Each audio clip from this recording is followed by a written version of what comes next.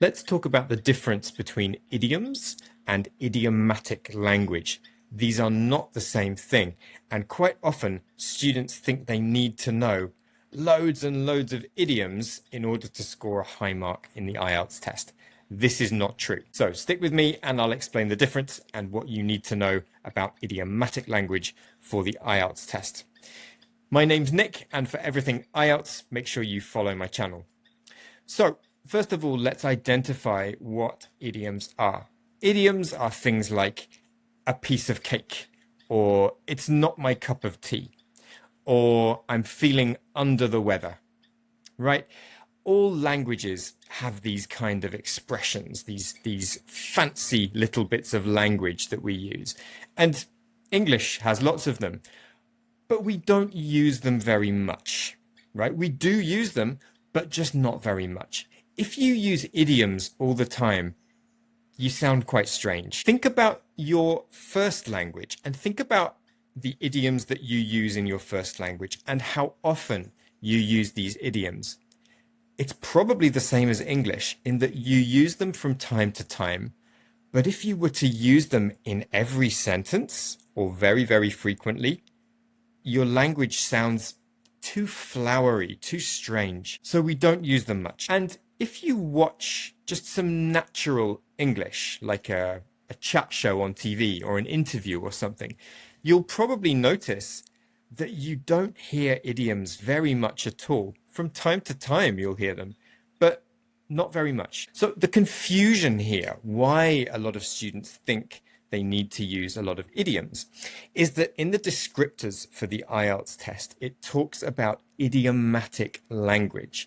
When we're looking at the vocabulary criteria for 7 and above, it talks about using idiomatic language. So what's the difference here then? If we've identified what idioms are, what's idiomatic language?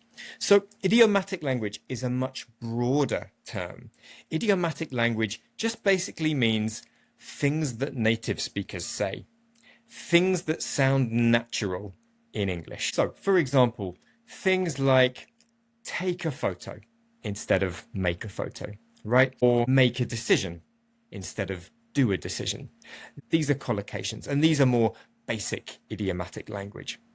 Then we can move up to things like phrasal verbs. We can talk about carry on to mean continue, or get along with someone to mean have a good relationship with them. Or we can say figure out to mean find the answer to something. Now, phrasal verbs are very common. We use these a lot in informal speaking and writing.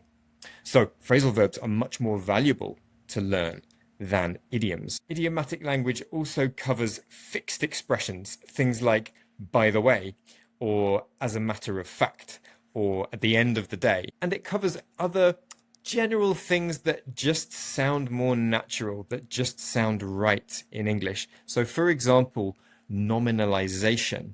What is nominalization? Well, instead of saying, for example, I walked in the park, it would be much more natural in English to say, I went for a walk.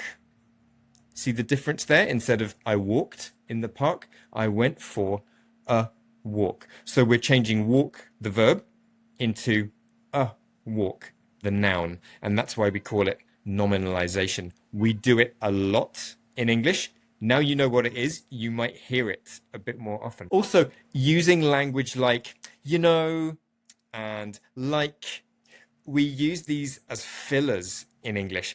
We use them a lot to fill those moments where we're thinking about what to say next. And that's very natural. So all of this together, plus idioms and other stuff as well, is idiomatic language. So idiomatic is this general term which means things that sound natural in English. And idioms are part of idiomatic language. Now, some of these things are essential at any level. So correct collocations, for example, like make a decision or take a photo. It's really important even at basic levels to get these right. Phrasal verbs, that's where we're moving up to higher grades. Phrasal verbs really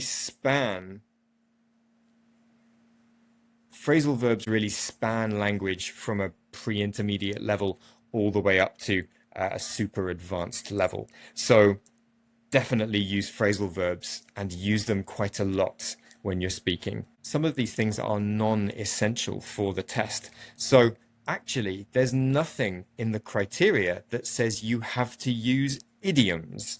It just says idiomatic language. So there might be an opportunity to use one or two idioms in the IELTS test, but even if there isn't an opportunity, you don't need to try and put an idiom in. It'll probably sound strange. The most important thing in the test is for your language to sound natural. Okay, so just to summarize, idiomatic language, umbrella term, which includes lots of different things and just generally means things that sound natural in English. And one of those things is idioms, which we don't use that often, and you might use just once or twice, or maybe even not at all in the test. So don't stress about learning 100 different idioms. You don't need that. Okay, I hope this helps. Good luck with the test.